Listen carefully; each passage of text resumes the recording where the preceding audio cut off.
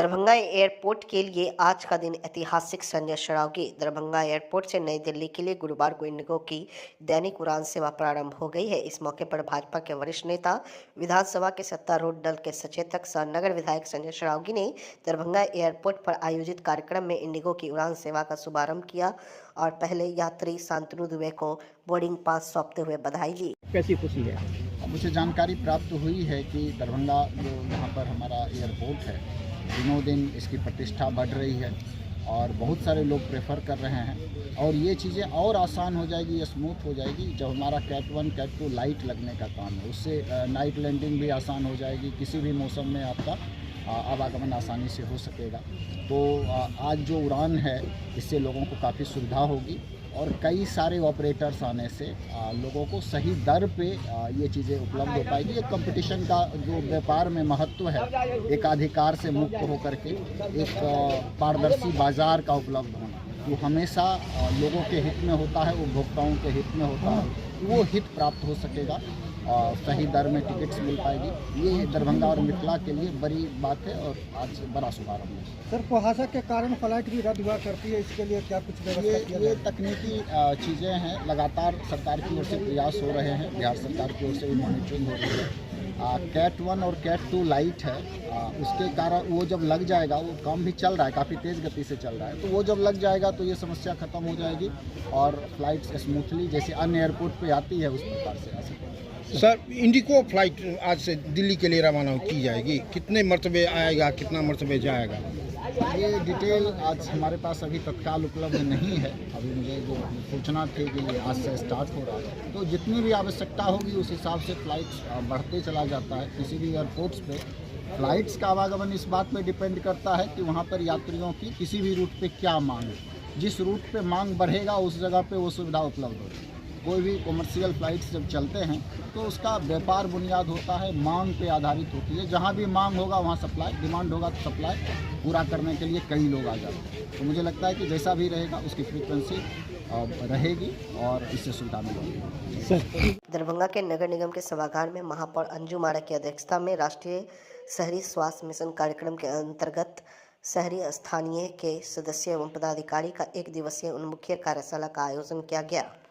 Focus करने की बात है कि तो हमारी जो ये समिति है, इनका कार्य यही है कि इसमें जो जिस तरीके से हमारे महिला आरोग्य समिति में सचिव हैं और ये बताइए जब सारा काम होना है तो आपके माध्यम से कौन काम होगा डायरेक्ट, जो जिससे आम जनता को फायदा पहुंचे।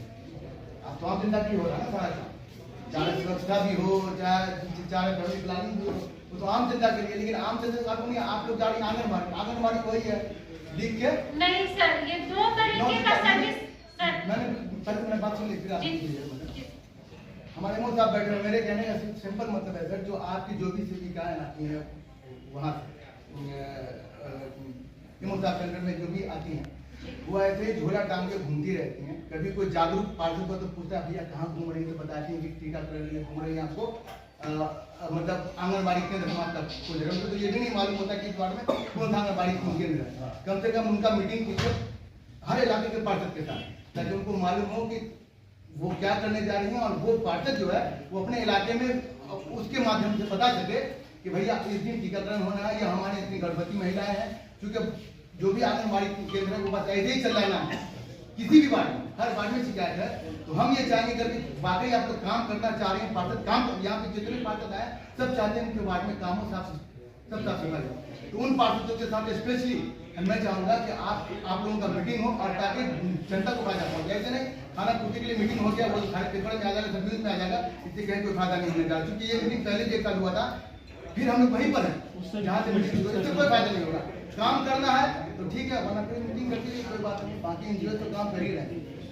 डिपार्टमेंट है, सब सरकार का ही है, सरकार की योजनाएं चलाई। सर 2 तरह की सर्विसेज दी जाती हैं। एक सर्विस जो हम लोग फैसिलिटी लेवल पर देते हैं, जैसे कि ओपीडी वगैरह जो हम शुरू में दिखाए हैं, जो ओपीडी का सुविधा हम लोग फैसिलिटी में दे रहे हैं।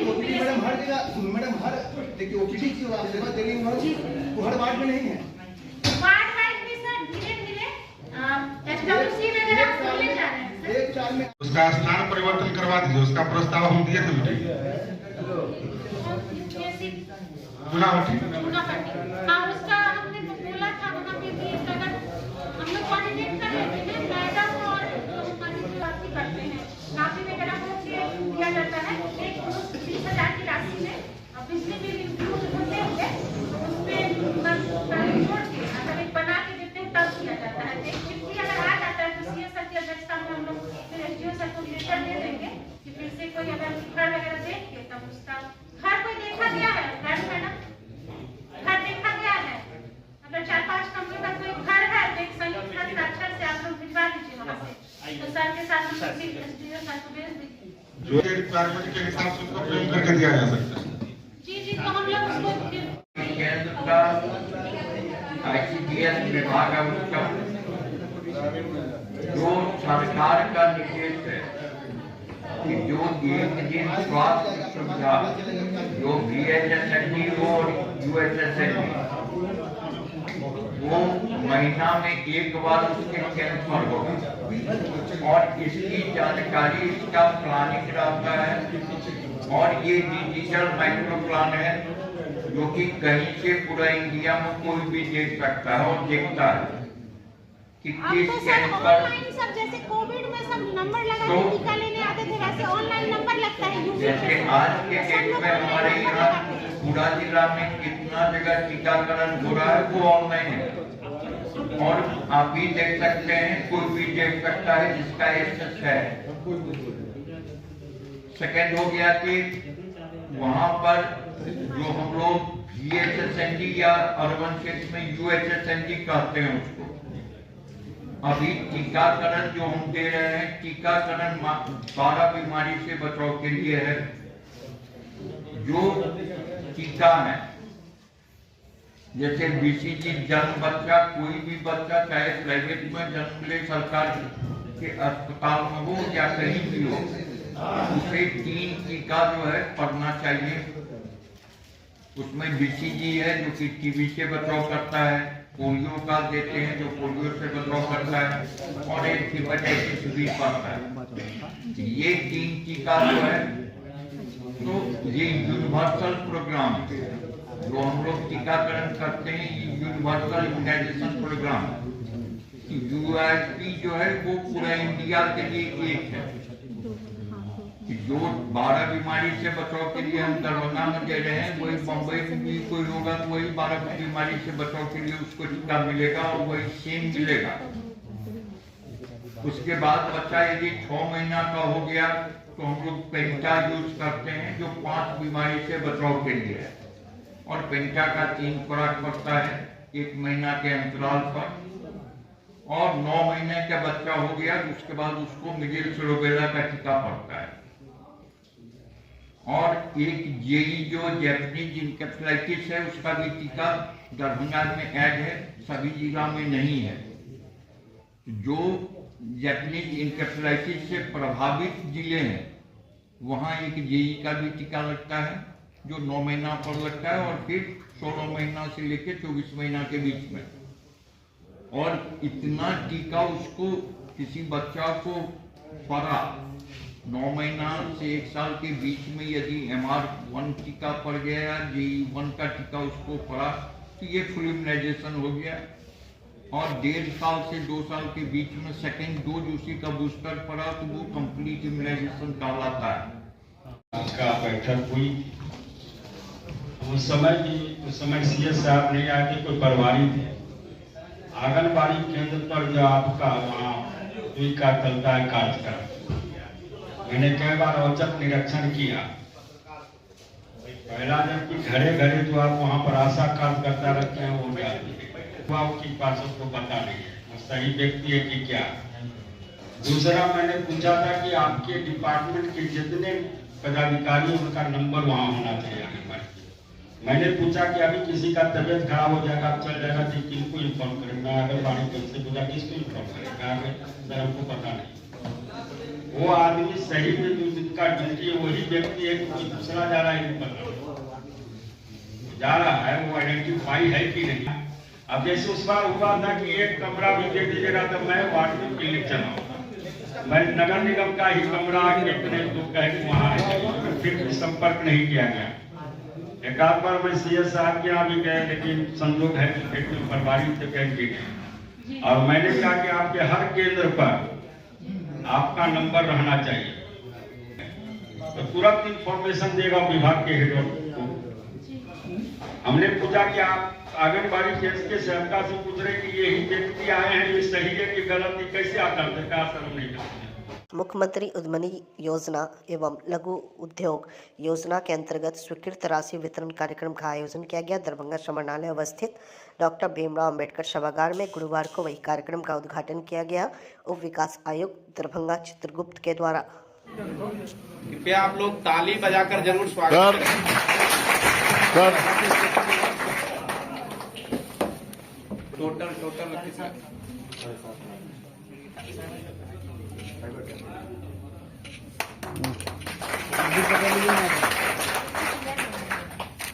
लोमस चौधरी। प्रोजेक्ट कॉस्ट क्या है?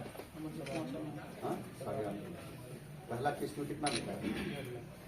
और ये 7.5 पूरा।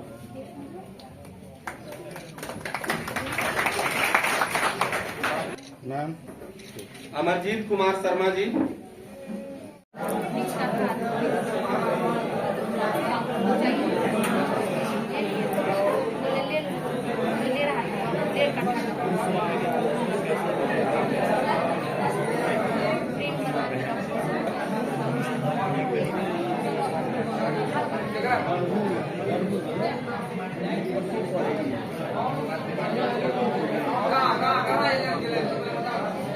पूरे बिहार में आज मुख्यमंत्री उद्यमी योजना और बिहार लघु उद्यमी योजना के अंतर्गत स्वीकृति और राशि वितरण का कार्यक्रम आयोजित किया गया है। दरभंगा जिले में भी जो कुल लाभुक जो हैं अभी तक जो है इन लोग जो है कि चयनित लाभुकों की संख्या जो है 1376 है, जिसमें से प्रथम किस्त जो है 1122 लोगों को दिया गया है, द्वितीय किस्त जो है 1002 लोगों को दिया गया है और तृतीय किस्त जो है वो 695 लोगों को दिया गया है। बिहार लघु उद्यमी योजना के अंतर्गत जो है कुल लाभुकों की संख्या जो है 1522 है और जिसमें प्रशिक्षण की संख्या जो है 920 है। उसी के तहत आज जो प्रोत्साहित करने के लिए जो लाभार्थी हैं उनको यहाँ से प्रशस्ति पत्र भी दिया गया है।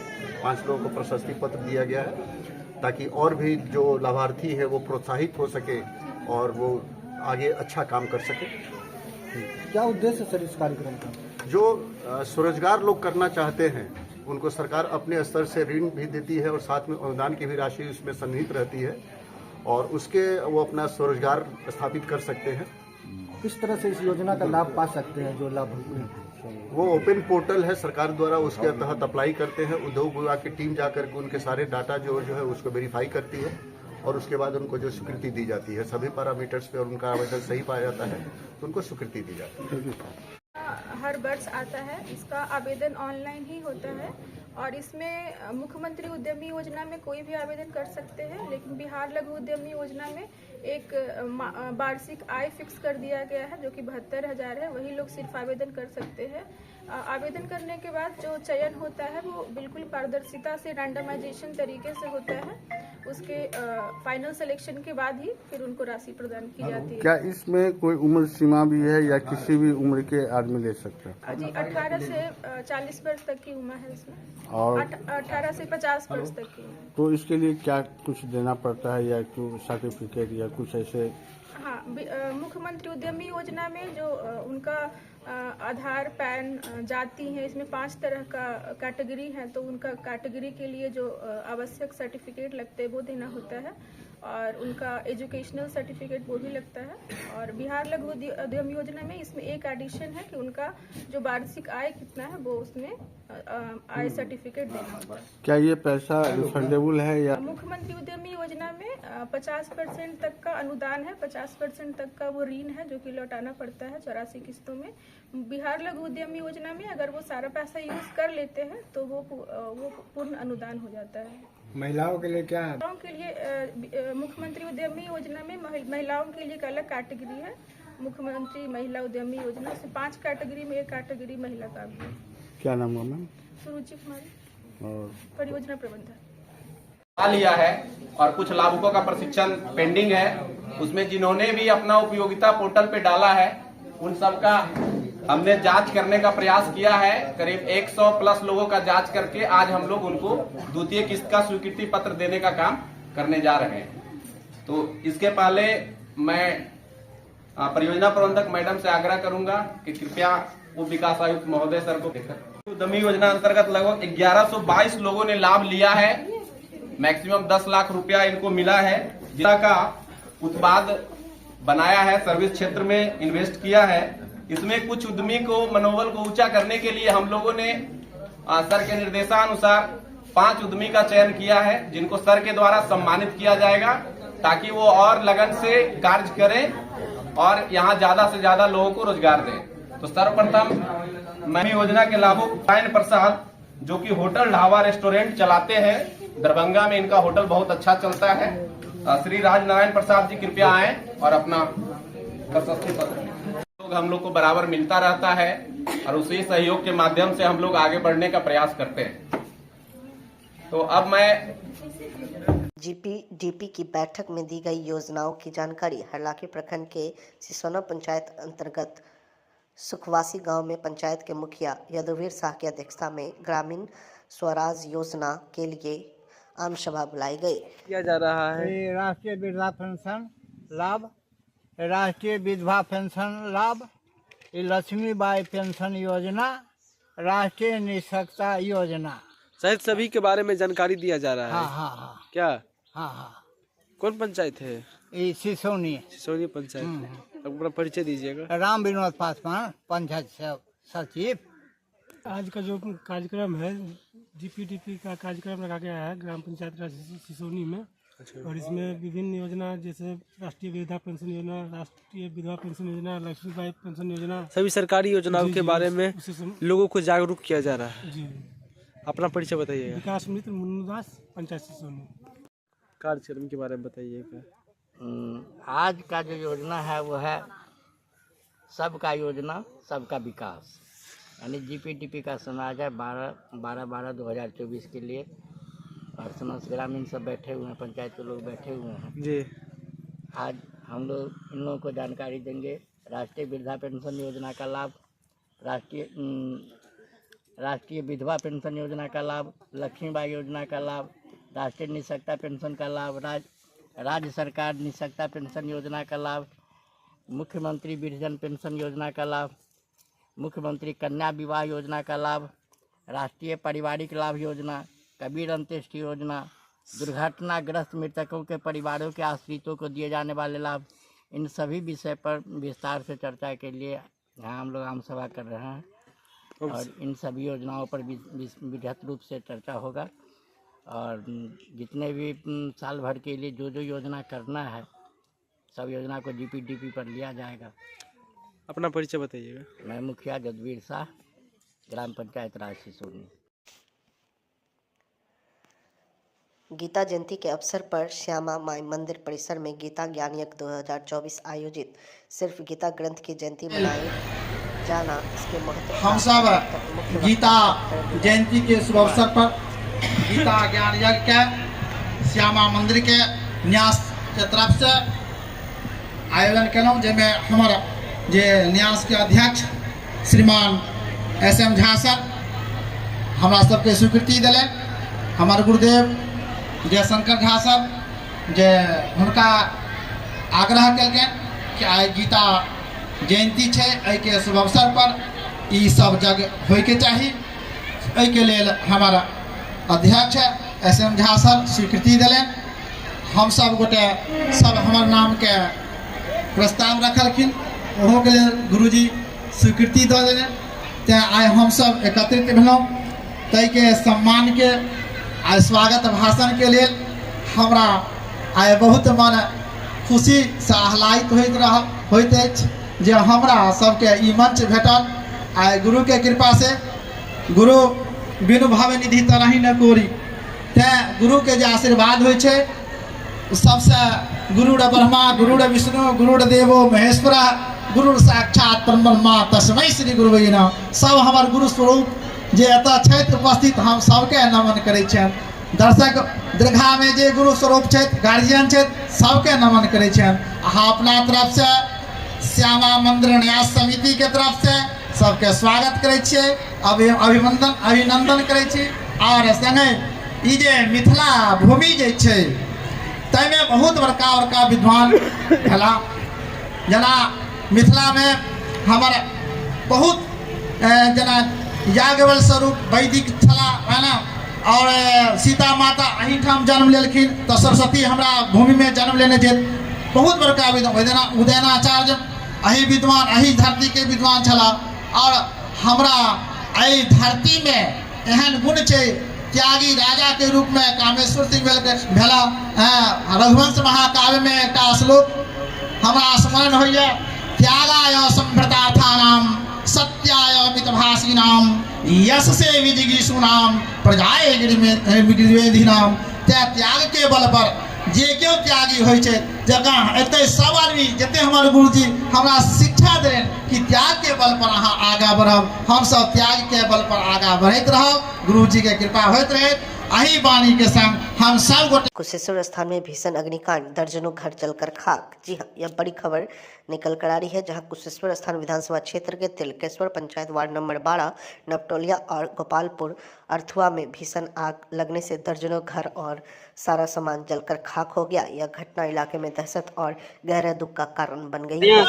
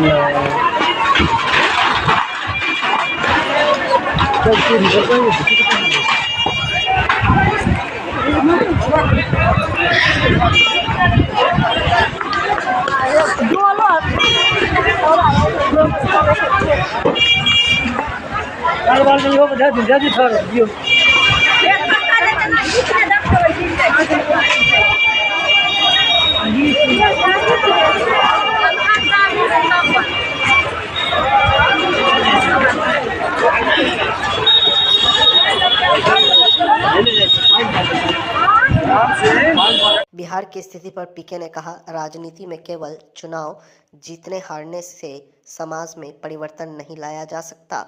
1990 में लालू जी मुख्यमंत्री बने, तब भी बिहार देश का सबसे गरीब राज्य था और 2004 से नीतीश कुमार मुख्यमंत्री है, तब भी कमोवेश स्थिति वही है। पहले का अनुभव ये रहा है कि राजनीति में सिर्फ चुनाव जीतने हारने से आप समाज को नहीं बदल सकते। चुनाव कोई जीते कोई हारे, जब तक समाज के स्तर पर परिवर्तन नहीं होगा, समाज के स्तर पर लोगों की चेतना समझ नहीं बेहतर होगी, तब तक दलों के जीतने और हारने से आमूल चूल परिवर्तन की आशा रखना बेकार है। जब यहाँ कांग्रेस की यूपीए की दिल्ली में सरकार थी, तो भी बिहार में इतनी ही गरीबी, इतना ही बेरोजगारी, इतना ही पलायन था। आज मोदी जी का दिल्ली में सरकार है, तो भी बिहार में उतनी ही गरीबी, उतना ही भ्रष्टाचार, उतना ही पलायन है। जब 15 बरस लालू जी यहाँ शासन में थे, तो भी बिहार में वही हालत था। अभी 17 बरस 18 बरस से नीतीश कुमार हैं, तो कमोवेश स्थिति वही बनी हुई है। थोड़ा बहुत इधर उधर कुछ सुधार हो सकता है, लेकिन कमोवेश स्थिति वही है जो पहले लालू जी के राज्य में थी। 1990 में जब लालू जी मुख्यमंत्री बने, तो भी देश का सबसे गरीब राज्य बिहार था। 2004 में नीतीश कुमार जब मुख्यमंत्री बने, तो भी आप देश के सबसे गरीब और पिछड़े थे। और आज देश का सबसे गरीब, सबसे पिछड़ा, सबसे ज्यादा बेरोजगारी पलायन वाला राज्य बिहार ही है। तो उसमें कोई परिवर्तन तो आया नहीं। पुलिस मुख्यालय पटना के आदेश के आलोक में बड़े पुलिस अधीक्षक दरभंगा के निर्देश में चलाए गए वाहन चेकिंग अभियान, कुल 54 अभियुक्तों की गिरफ्तारी। जिले में 17वीं सम्मिलित संयुक्त प्रारंभिक प्रतियोगिता परीक्षा स्वच्छ एवं कदाचार मुक्त वातावरण आयोजित हेतु सभी तैयारी पूर्ण। जिला के 35 केंद्रों पर होगी परीक्षा। 4 स्तरीय दंडाधिकारी की प्रतिनियुक्ति। तीसरे नेत्र से होगी परीक्षा की निगरानी। मुन्ना भाइयों पर रहेगी पैनी नजर। जी हां, जिलाधिकारी दरभंगा राजीव रोशन में बड़े पुलिस अधीक्षक जगन्नाथ चला रेड्डी ने ऑडिटोरियम दरभंगा में संयुक्त परीक्षा को कदाचार मुक्त एवं स्वच्छ वातावरण में संपन्न कराने के लिए दंडाधिकारी एवं केंद्र अधीक्षकों को दिए कई महत्वपूर्ण निर्देश।